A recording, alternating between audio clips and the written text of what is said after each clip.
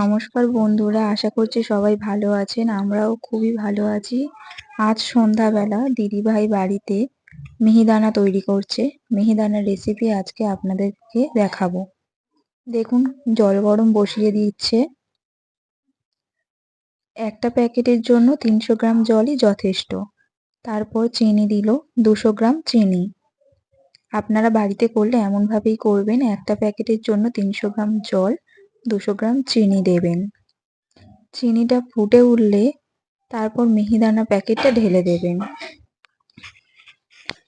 আমাদের বাড়িতে অনেকজন, তাই আমরা 2টো প্যাকেট ইউজ করেছিলাম।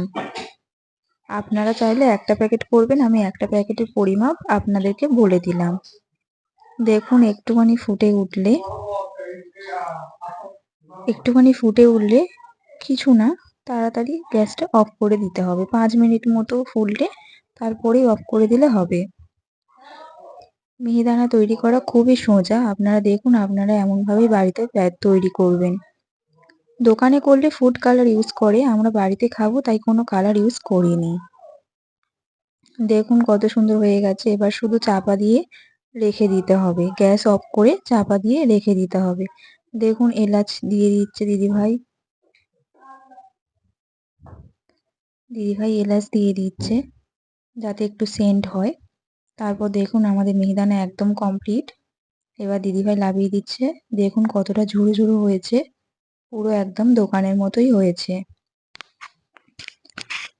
লাইক, কমেন্ট, শেয়ার করে দেবেন। ভিডিওটা ভালো লাগলে লাইক অবশ্যই করবেন। দেখুন কতটা ঝুরো ঝুরো হয়েছে।